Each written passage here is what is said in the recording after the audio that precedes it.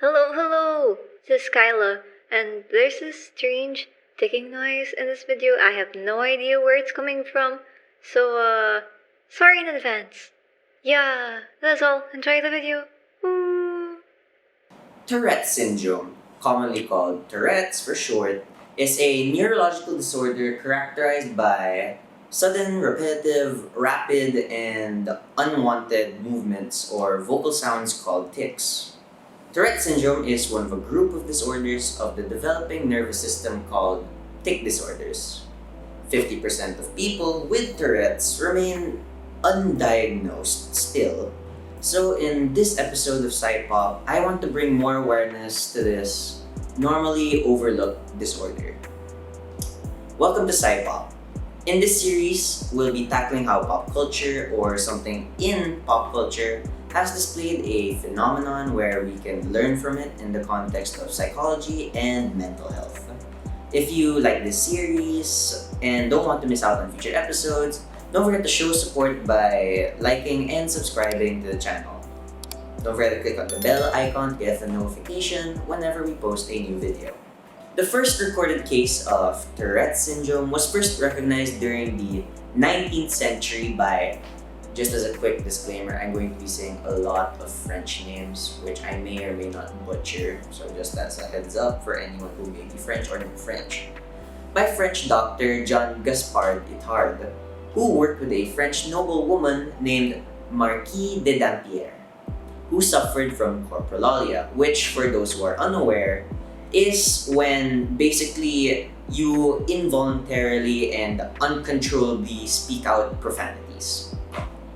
The madam's vulgar statements and strange behavior were in stark contrast to her otherwise refined manners, background, and intelligence as a noble.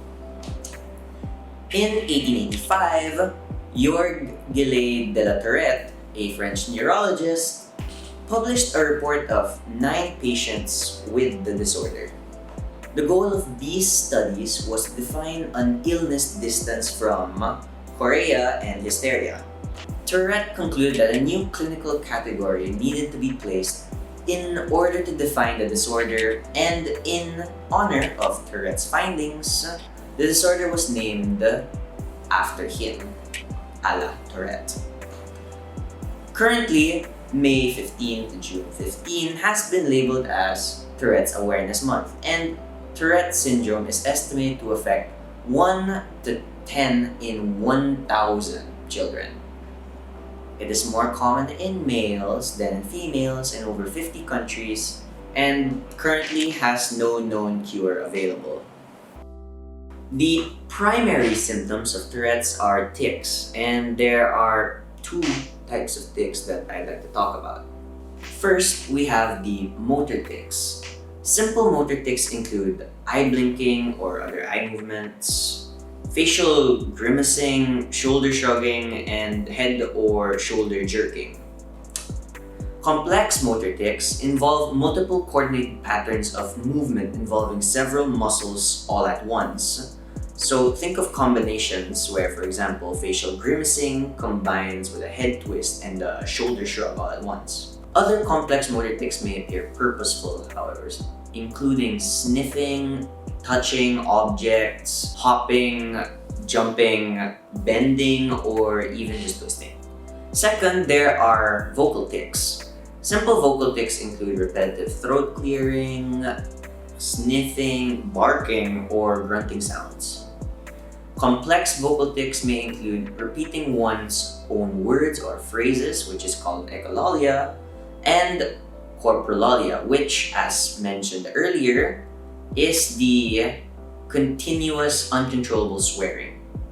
While most tics are quite harmless in nature, there's some dramatic and disabling tics. For example, motor tics may result in self-harm, such as punching oneself or others.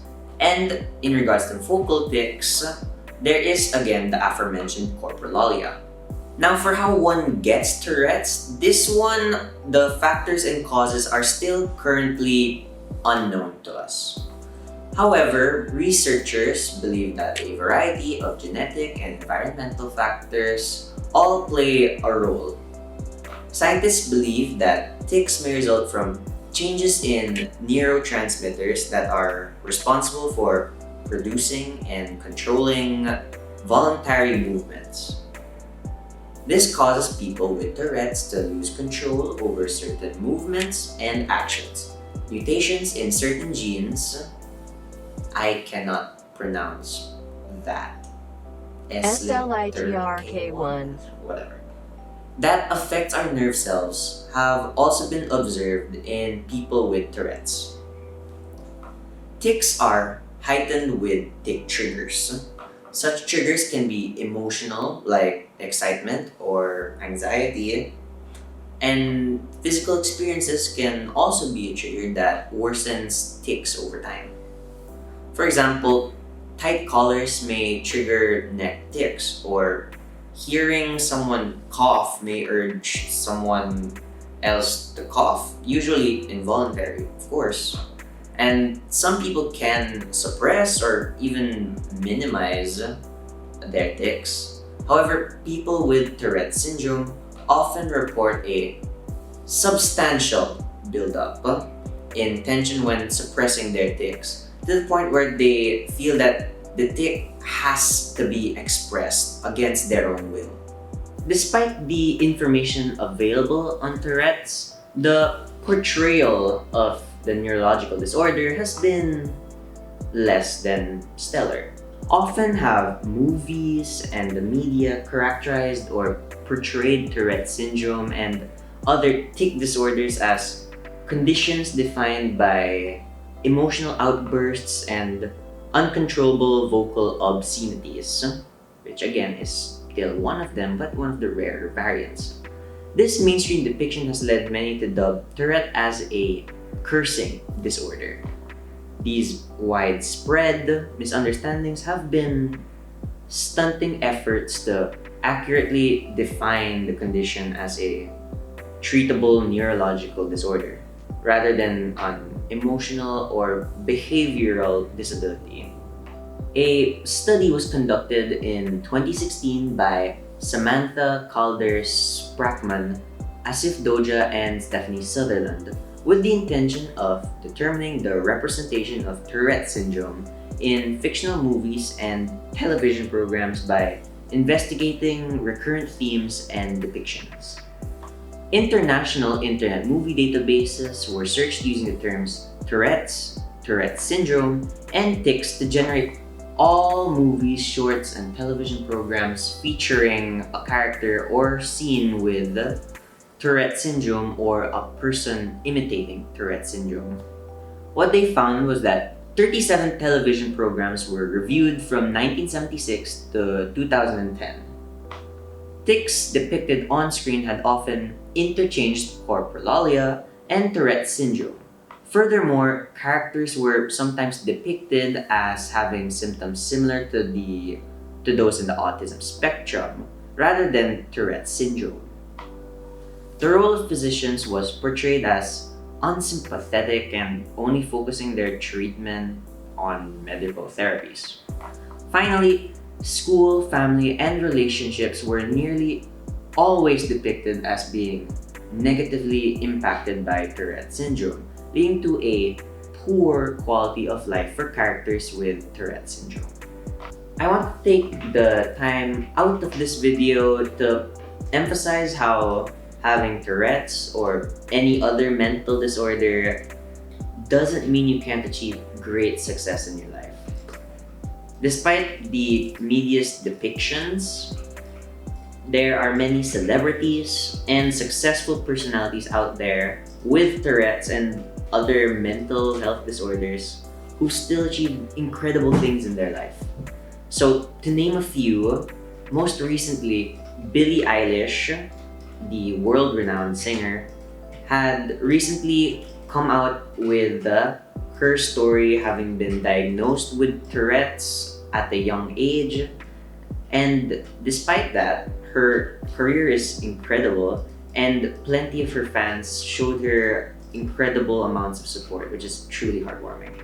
Then we have others such as David Beckham, who had been diagnosed with not just mild Tourette's, but also with OCD as well, and he talked about his experience in a previous interview way back when, which I'll put somewhere in the description below. And finally, to keep up the music's theme started with Billie Eilish, even the famous Wolfgang Amadeus Mozart has been cited to have had the syndrome throughout his life. And as a fun fact, the 2004 documentary What Makes Mozart Tick suggested that Mozart's music was actually even influenced by him having Tourette syndrome.